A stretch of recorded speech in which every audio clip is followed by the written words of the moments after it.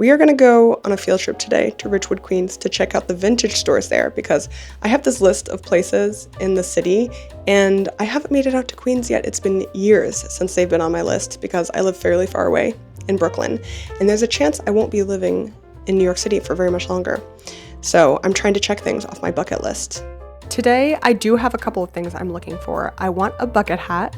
I am still getting into hoodies, thinking about getting into hoodies, wanting to get into hoodies. I only own one hoodie and it's like my pajama hoodie, you know, it's what I wear after I take a shower. I don't remember how I heard of any of these stores. I usually just I'm a real Google Maps person. So someone tells me about something, I read it somewhere, I see it somewhere, and I just add it to a Google Maps list. So that way, wherever I am, if I'm in a different neighborhood, I can look at my Google Maps and be like, oh, I saved this store here. Now it's a great time to check it out. I am the sort of person where thrift shopping or vintage shopping is an activity in itself. I almost like taking a survey. I don't need to necessarily be looking to buy anything, but I like going to different neighborhoods, different cities, seeing what's in the stores, what the prices are like, what shops are good for what. That way, when I am looking for something or if someone asks me for a recommendation, I have an informed opinion about what is out there. The other thing I'm looking for is linen right now. I did this whole big video with my friend Ratish on linen, and they did a great job convincing me that I need to buy more, that I need to try it out, especially for the summer, and I suffer in the summer. It's not even that I'm like, oh, I can't put together cute outfits. It doesn't matter what I'm wearing, cute or not cute. I'm suffering no matter what. So at this point, I'm just trying to relieve my suffering. My first stop here is Eightball Thrift Shop. I don't think it's been around that long. I scrolled through the Google reviews and nothing was older than a year. Overall, I was very impressed. The prices were all from like $20 to $35, somewhere in that range, maybe a little lower, maybe a little higher. And it was organized very beautifully, great selection. I think they buy there so you can walk in and sell your stuff. It's interesting because they do call it a thrift store, not a vintage store. I think they have a mix of new and old. They were selling like just a Hanes tank top, which you can buy a 10-pack of Hanes tank tops for like $30, or you can buy this singular one for $10. To be clear, I would not say I was offended by this. If anything, it was very funny. Because I have essentially been buying all my clothes secondhand for as long as I have been buying clothes, I have to say you do build up the skill of like being able to touch a fabric and know what it is or just that it's interesting or special. This little double take was a prime example of that. I was just rifling through before I realized the thing that I was touching was probably linen. I circled back and it was not the color for me though. I wouldn't say this like muted raspberry is something I wear very much. But to their credit, it's $20 for a linen All Saints shirt, which is a great deal. Something I have thought a lot about is how to know whether something is a good price because I've talked to vintage store owners about this. I do sometimes look up an item I'm looking at on eBay to see what the prices are there. I think some store owners find that slightly offensive, like you're shopping in person, you should be focusing on the in-person experience. And I think of it two ways. So I'm totally okay with there being an in-person premium is what I would call it. Because let's say you looked up that All Saints shirt and it was $10 or $15 on eBay and in person you're paying $20. I think ultimately that's fair because you're paying for curation. You're also paying for less risk. If you buy something on eBay, you have to ship it to yourself. You don't like it, you have to return it. It's a whole hassle. You're also obviously paying for curation. On the other hand, sometimes in Manhattan, you go to a store that sells secondhand clothing and the curation you're paying for is like $75, $100 of curation for something you can get on eBay for $20. At that point, it's not worth it to me. In general, I just wouldn't shop at those types of stores in the first place. I like to go to stores where I trust the people that they're selling me things at good prices that I wouldn't necessarily find otherwise.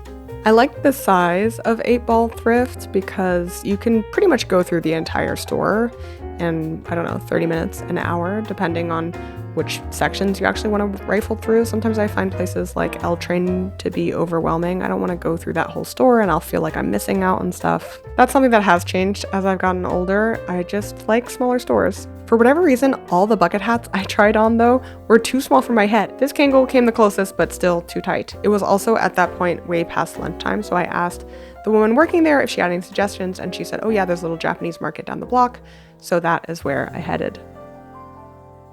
I'm going to be honest, the mini Mart, as well as some other stores that I went to in Ridgewood that day, it did feel like gentrification. I'm not from New York City, I'm from Philadelphia, and there's a lot to talk about when it comes to gentrification. I don't have a hot take. Sometimes you go to a neighborhood and you can just tell what kind of businesses are new and are catering to people who are new to the neighborhood. The thing is, though, I am a sucker for a little Japanese mini mart, so I can't really speak. In fact, my husband has put together a Google Maps list of all the Japanese mini marts in New York City so that if he ever needs an Aquarius, he'll know where to get one. My one complaint was that they gave me too much food. It was like $18 and I couldn't finish it. And I would really rather businesses take off some of the price and also give me less food, especially when I can't take it home. I hate wasting food and I couldn't take the leftovers. The next place I went to is not a vintage store, it's Left Field Denim. They do make vintage-inspired workwear, so a lot of stuff from the 40s and 50s. I thought for the longest time that they only had a showroom in Ridgewood, Queens, and it was on my list forever and I never made it out. As it turns out, they opened up a showroom in Manhattan about a year ago. So if you are visiting New York City and you want to see their stuff, you actually do not need to go all the way to Queens. The owner, Chris, was just sitting right at his desk at the back and was very friendly, very talkative. So if you have any questions and you do want to talk to the man in charge, Ridgewood, Queens is probably the place to go. As it turned out, the day I did this trip was one of the hottest days in New York City so far. It was above 90 degrees, really high humidity. So I didn't really love the idea of trying on some raw denim. But you know, I like to see and be seen. And I'm always telling people, do not be nervous to walk into stores even if you have no intention of buying something. Maybe my brain has rotted in my own head, but I'm gonna be honest, I thought their prices were rather good. For American-made raw denim, a lot of Japanese-sourced fabrics. Their most basic offering of denim there probably went for around $220. The fancier stuff is more, like this persimmon dyed pair, which I had heard of online. I actually think that's maybe how I was introduced to the brand. That's like $650. So, you know, specialized stuff for specialized people. I cannot overstate how hot it was that day. The only thing I could bear to try on was a tank top, which I didn't really love the way it fit me. I'm sure, like most stuff in the store, it is made for men, which has never stopped me. I continue to try on things that are not made for me.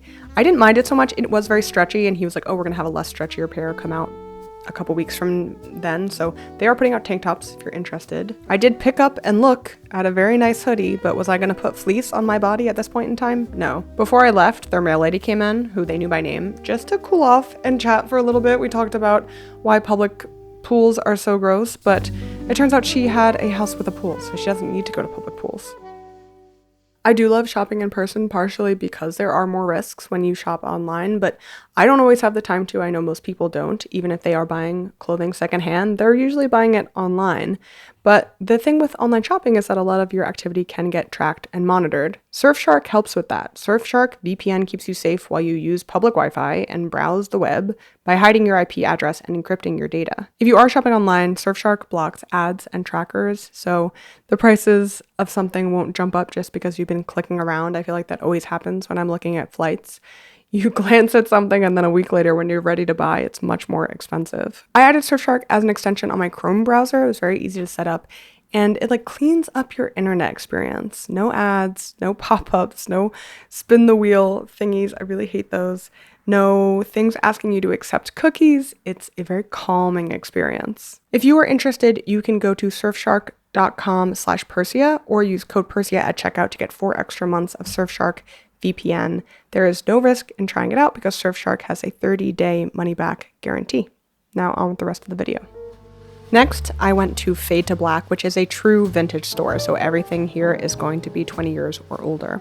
I would say a lot of the pieces were from anywhere from the 1950s to the 1990s. This was not a real Y2K spot, but it had so much good stuff. It did remind me a bit of the vintage store I used to go to growing up in Philly called Retrospect, I think.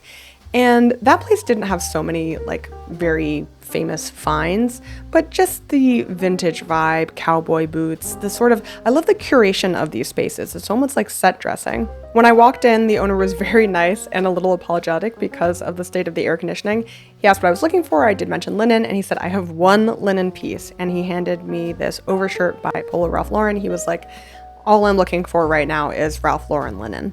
I was actually thinking it was going to be too big for me, but I thought I could pull off this oversized look. I do have a pet peeve when it comes to double-breasted pockets, though. I don't love that. If you're an American who has visited Japan, a lot of the stuff that you'll find at vintage stores like this is essentially what they find and export to Japanese vintage stores to sell to Japanese people, to be clear, because there's such an appetite for American vintage in Japan. But when you, as an American, go to Japan, I do, again, highly recommend not buying American vintage because you can find this stuff at home And a lot of times in Japan, it is more expensive because you are paying for that export. There is a lot of American vintage in Japan, and it is very well curated, but I don't know. I don't like going to Japan and buying American clothing. The real star, of course, of the store is the t-shirts, and I particularly love faded yellow vintage tees, and they had a good number of them. The prices were still reasonable. Like, you could find things that are certainly within your budget, but of course he did have some really rare, I think he had a whole wall of t-shirts from like the Who rare t-shirt band t-shirts. I don't know anything about rare t-shirts, so I don't ever feel comfortable diving into that. It's not my interest. It's not my area of expertise, but I do appreciate when people know their stuff. I didn't get anything, partially because I didn't want to try anything on. I'm so sorry. I cannot overstate how hot and irritated I was at the end of the day.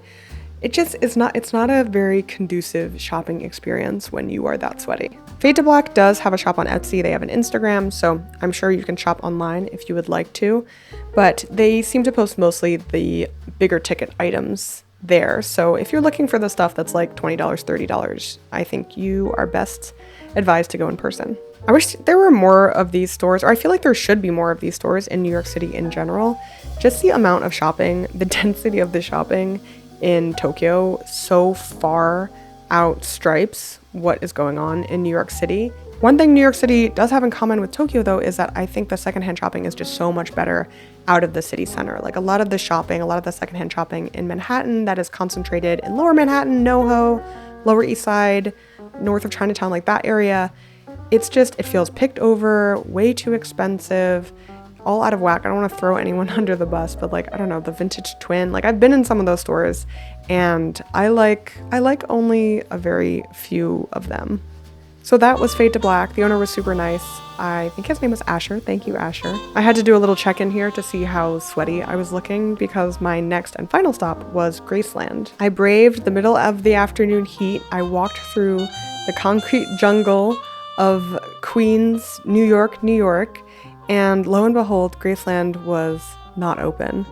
Here is me flabbergasted that I finally made my way to Ridgewood, Queens, and will not be able to enter into what has been lauded as a very great vintage store. I think, here's me checking to make sure that I'm not an idiot. It was Friday at like 3 p.m. Why wasn't it open? I don't know. Not really their fault. Sometimes things are closed. In absence of actually being able to go into the shop, I will read Drew Joyner's Google review. The most underrated fashion-forward retail space in New York City. If you need tailoring, you've got it. If you need unique one-off pieces, you've got it. If you need upholstery, you've got it. Vintage, yep, they have that as well. Did I despair? Yes, I was despairing, but I tried to pull myself together in this little nicely air-conditioned bookshop to reapply my sunscreen. There's a lot to do in Ridgewood, Queens, and I should probably be back. I can be back. I can come back, and there will be even more stores for me to visit. Because when you're a secondhand shopper, the journey never truly ends. Thank you so much for watching, and I'll see you guys next time.